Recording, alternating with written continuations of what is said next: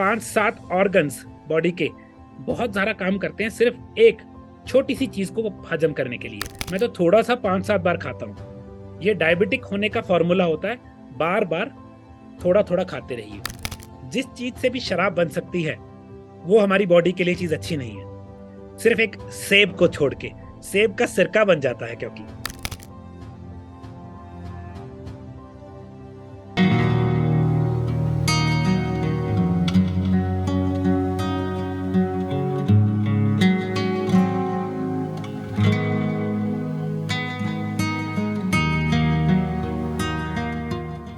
नमस्कार जी, मेरा नाम रविंदर सेन है।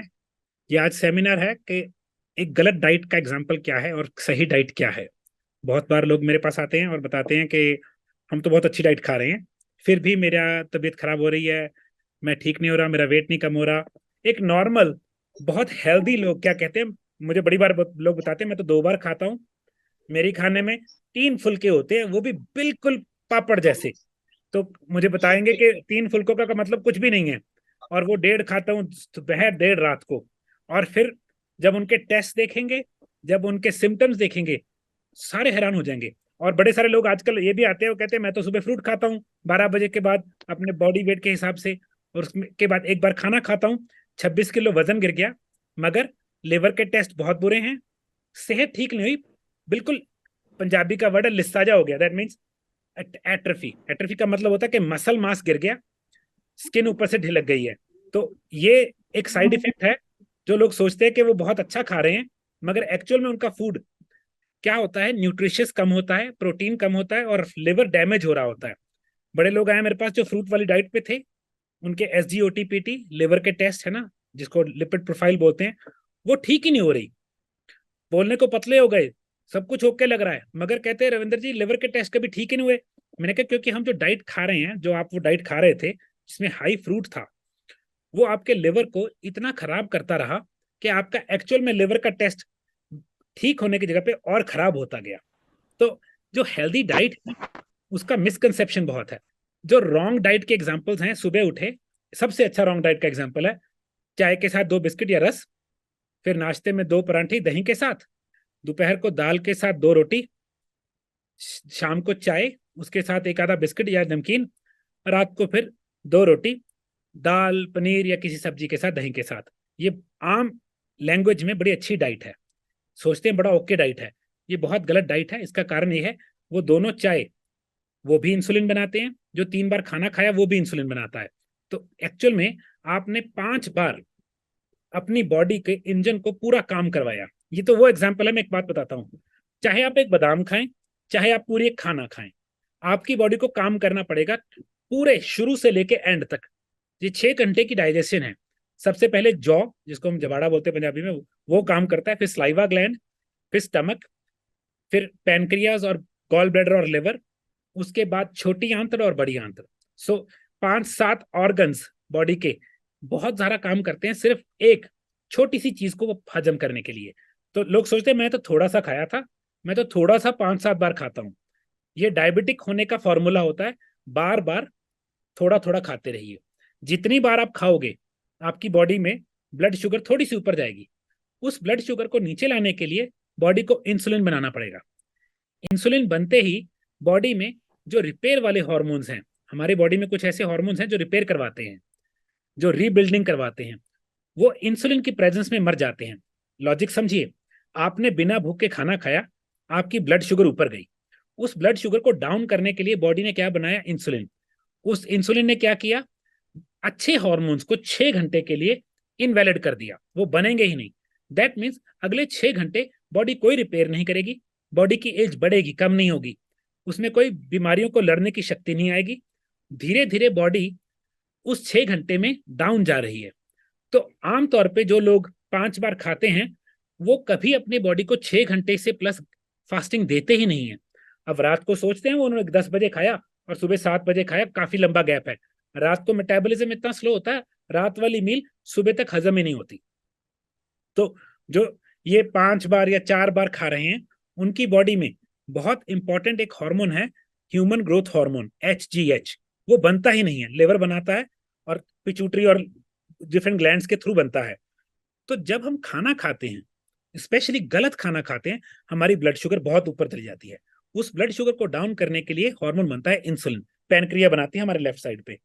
इंसुलिन के प्रेजेंस में जो अच्छे हार्मोन्स हैं, जो गुड काम करते हैं, वो काम नहीं कर पाते। क्योंकि वो काम नहीं कर पाते, हमारी बॉडी डैमेज ज्यादा हो रही है, रिपेयर नहीं हो रही। एग्जाम्पल देता हूं, एक बंदा नई गाड़ी खरीद के लाया, उसने उस गाड़ी को कभी भी घर से बाहर नहीं निकाला, मगर स्टार्ट करता था, 5 मिनट के बाद बंद कर देता था, फिर स्टार्ट करता था, 5 मिनट के बाद फिर बंद कर देता था, बस ये करता रहा। और एक ऐसी गाड़ी थी जो हर रोज स्टार्ट होती थी, एक बार दिल्ली जाती थी, बंद होती थी, फिर स्टार्ट होती थी, दिल्ली जाती थी, पंजाब वापस आ जाती थी। अब लगेगा कि जो गाड़ी दिल्ली अप डाउन कर रही थी वो जल्दी खराब हो जाएगी, मगर एक्चुअल में कौन सी गाड़ी जल्दी खराब होगी?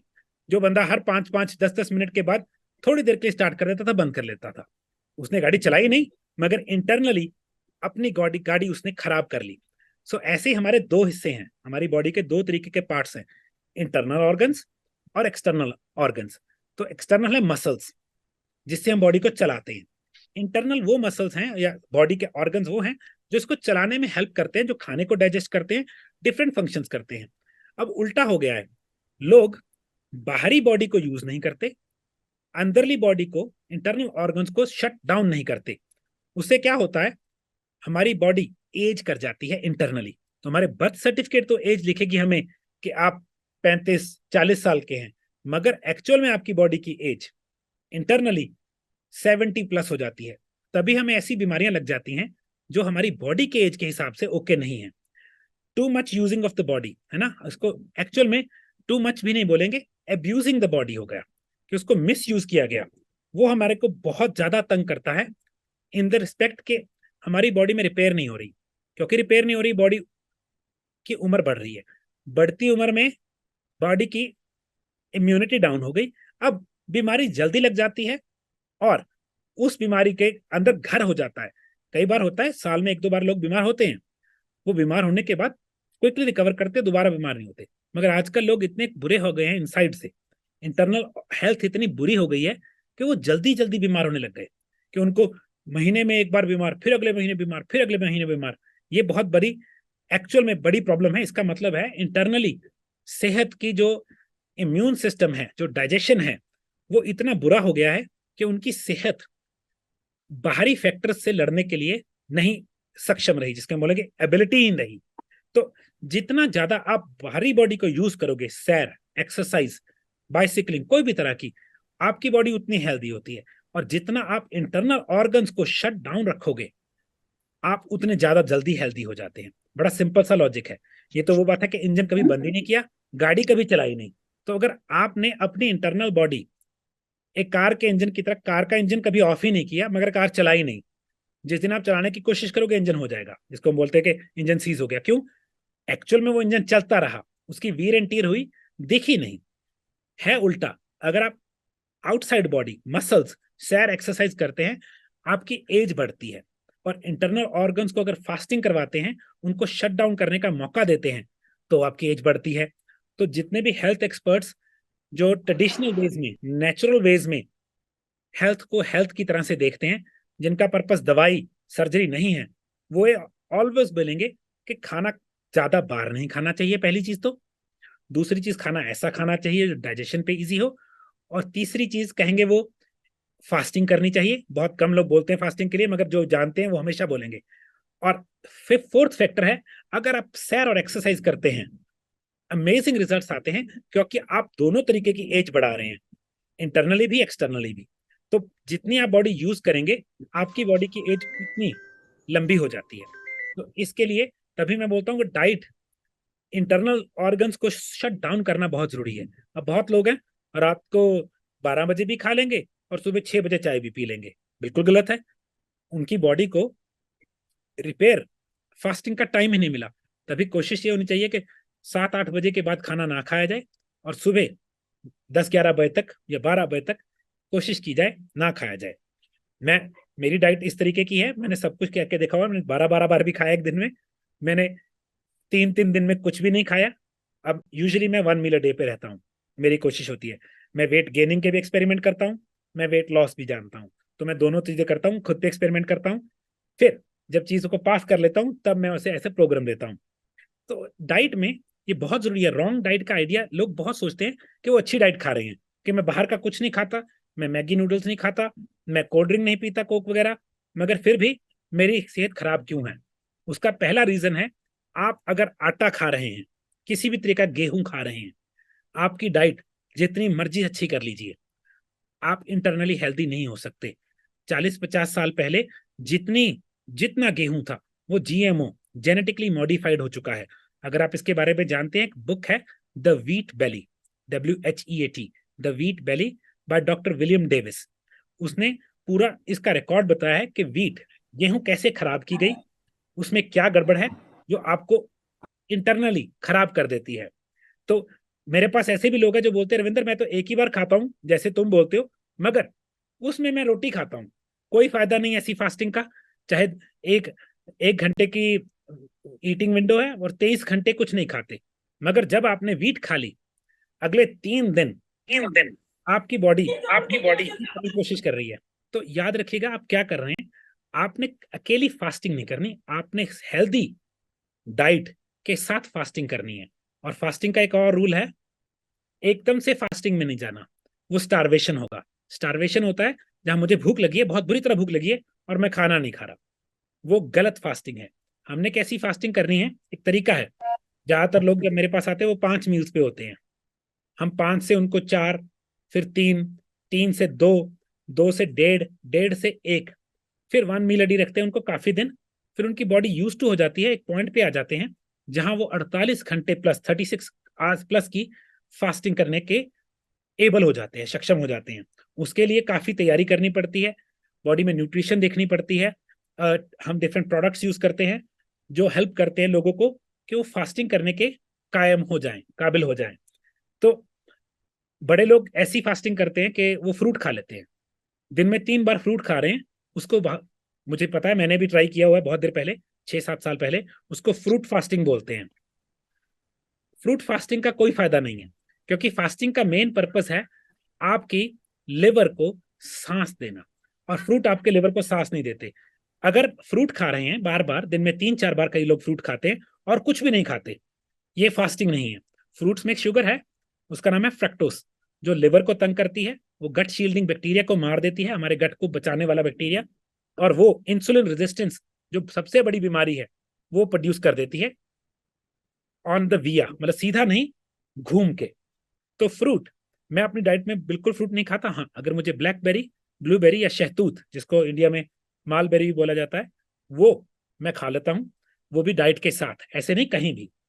तो पहली चीज तो फ्रूट। दूसरी चीज है, कई लोग नहीं जानते, वो सोचते हैं मक्की, जिसे हम वो बोल देते हैं कॉर्न इंग्लिश में, है ना, वो अच्छी है खाने के लिए। मक्की बिल्कुल अच्छी नहीं है खाने में। 99% मक्की जेनेटिकली मॉडिफाइड है, जिसे जीएमओ क्रॉप बोलते हैं। और उसका बहुत बड़ा नुकसान है, जीएमओ के जीन्स बेसिक ताने बाने के साथ लैब में छेड़खानी की जाती है।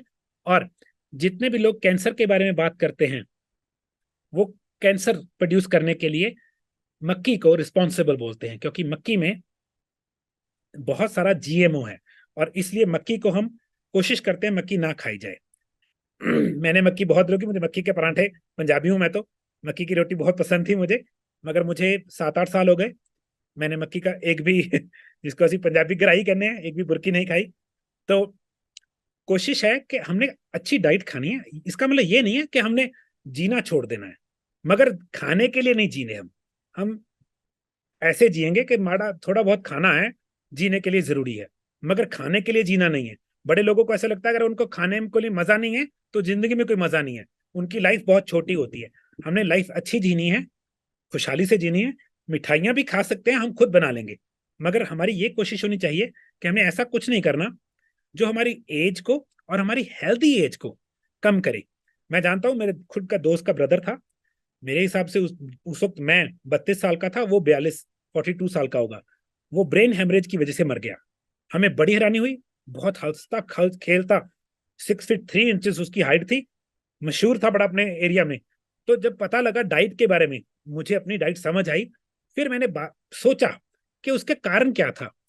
उसकी डाइट इतनी खराब थी, कोई भी रेडी ऐसी नहीं थी जहां से वो बर्गर पिज्जा तला हुआ सामान नहीं खाता था, चटकोरा बोलते हैं जिसको हम। तो डाइट खाने के लिए जीना मैं समझता हूं, मगर ऐसा क्या खाना कि हमारी सेहत और हमारी जिंदगी से खिलवाड़ हो जाए। तो हम ऐसी डाइट नहीं करते कभी भी जो हमें मरने की तरफ ले जाए। जैसे आप मक्की के लिए कह रहे हैं कि जेनेटिकली मॉडिफाइड है, जी। तो अगर मान लो अगर हम खुद अपनी खेती कर रहे हैं और जो बीज हमने लिए हैं वो देसी लिए हैं, तो हम्म। उसमें कुछ प्रॉब्लम हो सकती है अगर हम बिल्कुल मक्की प्रॉब्लम है। लेते हैं तो? बिल्कुल प्रॉब्लम है। मक्की बेसिकली है क्या? Starch, total starch. हम्म। जो स्टार्च है वो बॉडी में जाके किस में कन्वर्ट होगा? आप दो तीन चीजों पे चेक कीजिएगा, मक्खी का ग्लाइसीमिक इंडेक्स और मक्खी का इंसुलिन इंडेक्स। आप हैरान हो जाएंगे। One of the top insulin producing और ग्लूकोज रिलीजिंग चीज है मक्की। जिस चीज से भी शराब बन सकती है वो हमारी बॉडी के लिए चीज अच्छी नहीं है, सिर्फ एक सेब को छोड़ के। सेब का सिरका बन जाता है क्योंकि हाँ, जैसे आप बोल रहे हो कि ये मक्की में मतलब ऐसे हो जाता है, स्टार्च हो जाता है, तो इसका जो बेनिफिट होता है, फॉर एग्जांपल कि भाई हम इसको फर्मेंट करके भी नहीं ले सकते बिकॉज शराब बनती है ऐसे, जी। तो इसको कोई कोई और भी तरीका नहीं है कि हम इसको नहीं ले तरीका सकते हैं, नहीं, नहीं कोई कंज्यूम तरीका करना नहीं। चाहिए? मक्की, देखिए ग्रेन्स हमारी बॉडी के लिए in the first place okay नहीं है। ग्रेन हमारी ओके बॉडी का ओके। ओरिजिनल फूड नहीं था। वो एवोल्यूशन में, अभी एवोल्यूशन इतनी हुई नहीं है जिसको सोचने लग गए हैं। ग्रेन हमारी फूड के लिए, बॉडी के लिए अच्छा नहीं है। आपने टेस्ट करना है, आप ग्रेन फ्री हो राइट? हम्म। आज शाम को मक्की खा लीजिएगा, कल सुबह मुझे फोन करके बताएंगे आप कि आपके साथ क्या नहीं हो रहा। बहुत सिंपल सा टेस्ट होता है, मैंने सब पंगे लेके देखे हुए हैं। एक क्वेश्चन आया मिलेट्स के बारे में, किसी ने मिलेट्स के बारे में पूछा है। मिलेट ग्रेन्स हैं जी। ग्रेन जो मर्जी हो, ग्रेन ग्रेन है। उसका इंसुलिन इंडेक्स बहुत हाई होता है। वो हमारी बॉडी में ब्लड शुगर बनाता है समहाउ।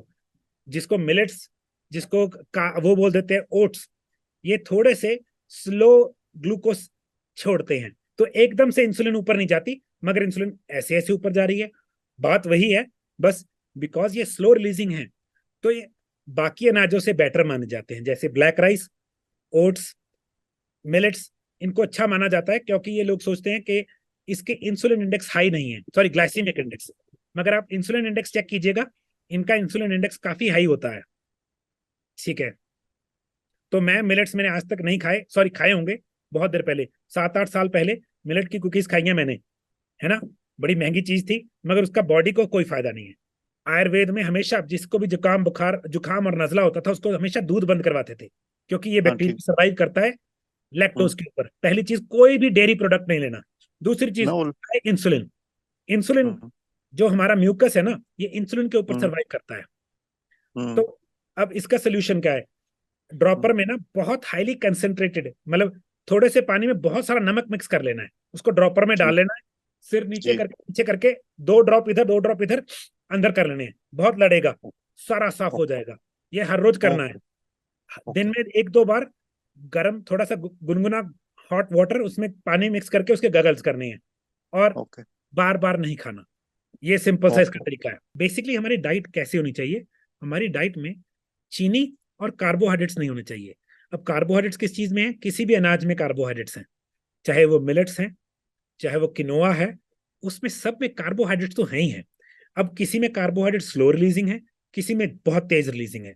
तो बात तो वहीं पे है। किसी ने एक बड़ा अच्छा क्वेश्चन पूछा है, पेट में एसिड कम क्यों होता है? 3-4 कारण है। गंदी डाइट, बार बार खाना, बहुत स्ट्रेस होना, और चौथा कारण जिससे कोई नहीं लड़ सकता, एज। जैसे जैसे आपकी एज बढ़ती जाती है आपके स्टमक का एसिड कम होता रहता है। तो एप्पल साइडर विनेगर और बीटेन हाइड्रोक्लोराइड, जो लोग बार बार खाते हैं उनके स्टमक का एसिड भी मर जाता है।